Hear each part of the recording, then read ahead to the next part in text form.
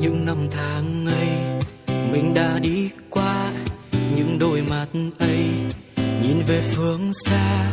Dù có bao gian khó hãy nhớ nụ cười là món quà.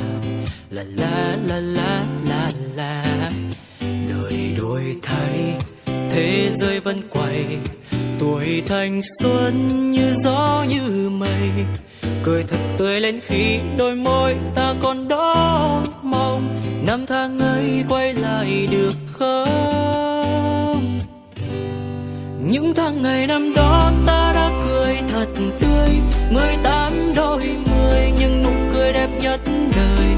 Dẫu gian khó, dẫu phong ba, hiên ngang bước sóng gió sẽ qua.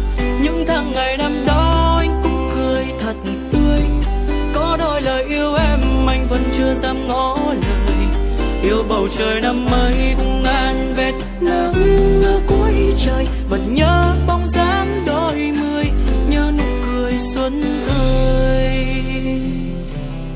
Thích thì cứ bước, chẳng sợ ai chê, đam mê phía trước đừng đợi chờ lê thế.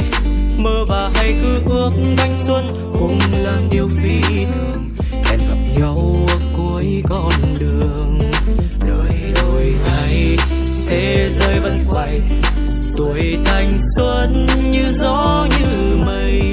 Cười thật tươi lên khi đôi môi ta còn đó mong năm tháng ấy quay lại được không. Những tháng ngày năm đó ta đã cười thật tươi, 18 đôi mươi nhưng nụ cười đẹp nhất đời. Dẫu gian khó, dẫu phong ba, hiên ngang bước sóng gió sẽ qua. Những tháng ngày năm đó anh cũng cười thật tươi, có đôi lời yêu em anh vẫn chưa dám ngỏ lời.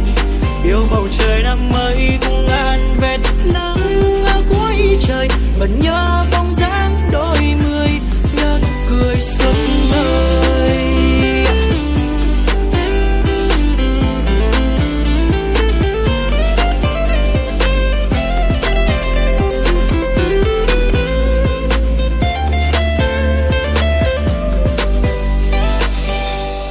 Đã bay xa rồi thời thanh xuân tươi nồng của tôi, phải sống hạnh phúc nước mắt không rơi.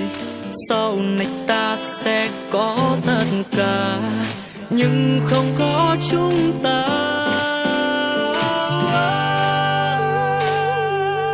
Những tháng ngày sau đó